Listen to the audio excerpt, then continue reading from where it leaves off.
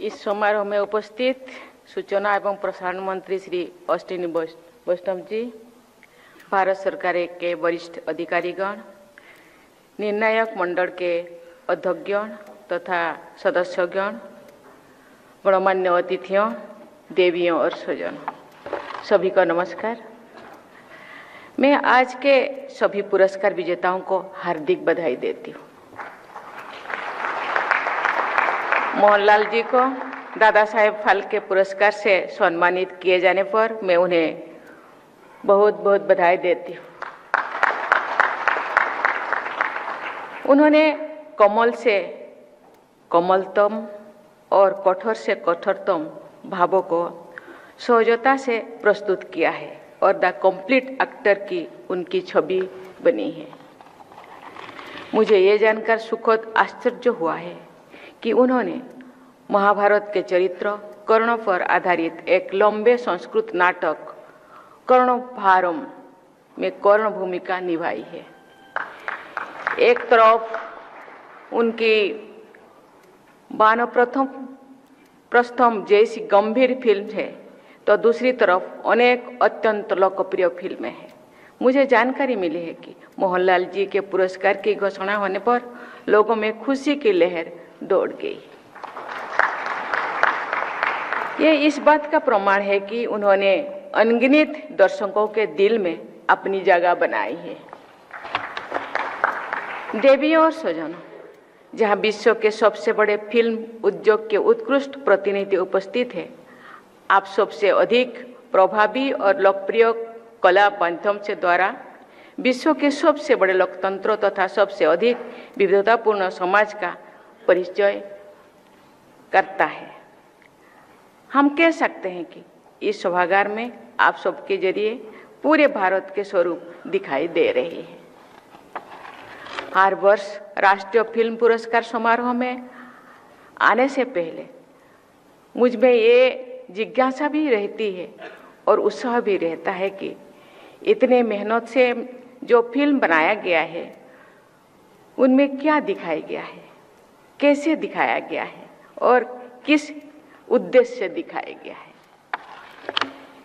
मुझे ये जानकर खुशी होती है कि सिनेमा से जुड़े सभी लोगों के एक भारतीय चेतना है, इंडियन सेंसिटिविटी है, जो सभी स्थानीय सदस्यों को भी जुड़ते हैं। जैसे अनेक भाषाओं में भारतीय साहित्य की रचना होती है, ऐसे ही अनेक भाषाओं, बोलियों, क्षेत्रों और स्थानीय परिवेशों में भारतीय सिनेमा विकसित हो रही है। हमारी फिल्में स्थानीय होने के साथ साथ राष्ट्रीय भी है। देवियों और स्वजनों, महिलाओं पर केंद्रित अच्छी फिल्में बन रही है और पुरस्कृत भी हो रही है। ये बहुत अच्छा सामाजिक संकेत है।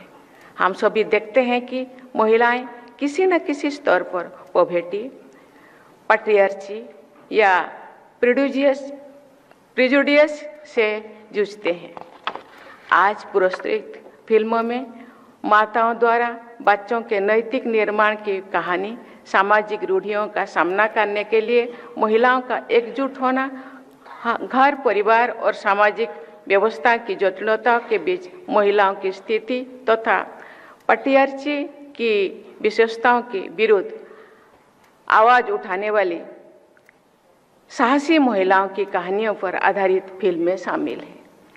मैं देश की सभी बहनों और बेटियों की तरफ से ऐसे संवेदनशील फिल्मकारों को साधुवाद देती हूँ।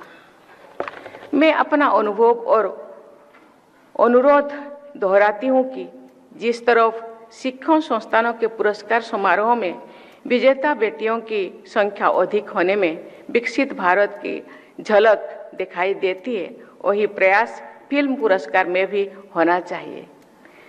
मैं मानती हूँ कि समान अवसर मिलने पर महिलाओं ये असाधारण प्रदर्शन कर सकते हैं। कला और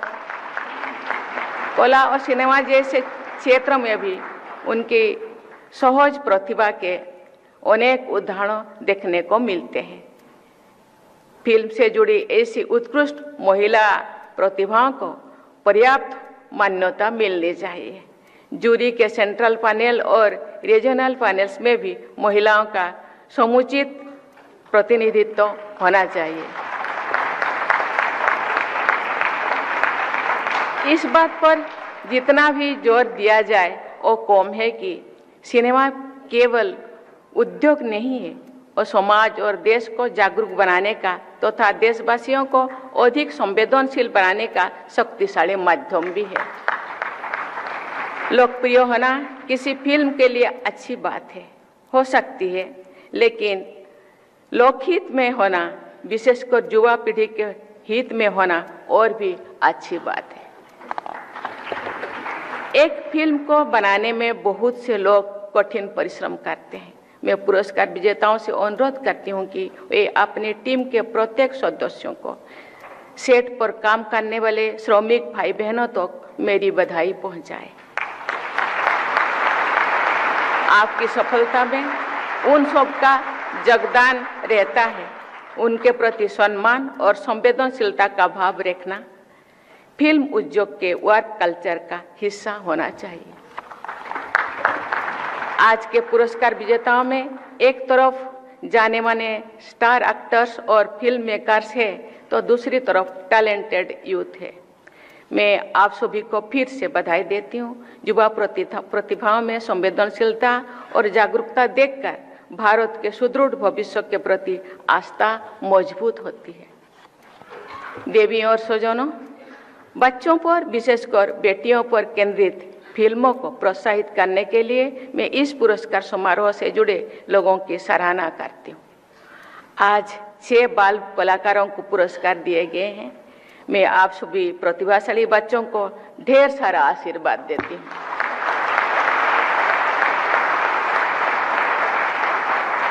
गांधी ताता चेट्टू नामक तेलुगु फिल्म में एक छोटी सी बच्ची एक पेड़ को बचाने के लिए सत्याग्रह आंदोलन का नेतृत्व करते हैं।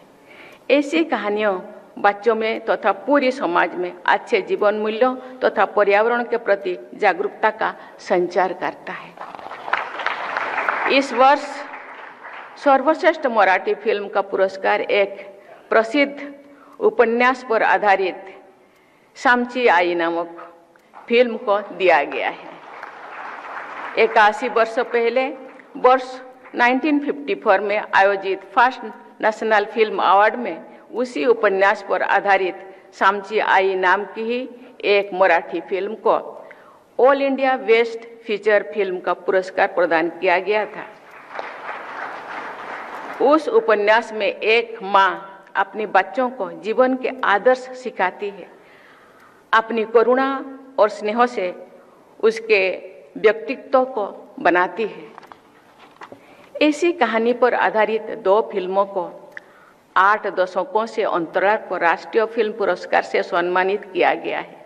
इससे ये स्पष्ट होता है कि पिछले 80 वर्षों में फिल्म बनाने की टेक्नोलॉजी और तरीका भले ही पूरी तरह बदल गए हैं, लेकिन माँ की ममता और मानवता के संदेश की ताकत अपनी ही प्रभावी है। परिवार से जुड़े भावनाएं भारतीय फिल्मों में पूरी तरह जीवंत है। फिल्म उद्योग से जुड़े सभी लोगों को ये प्रयास करना चाहिए कि विश्व स्तर पर भारतीय फिल्मों को और अधिक स्वीकृति मिले, उनकी लोकप्रियता बढ़े तथा मान्यता और सम्मान भी मिले। मुझे विश्वास है कि फिल्म उद्योग से जुड़े सजग और प्रतिभाशाली लोग इस दिशा में अवश्य आगे बढ़ेंगे। इसी विश्वास के साथ मैं अपनी वाणी को विराम देती हूँ। धन्यवाद। जय हिंद, जय भारत।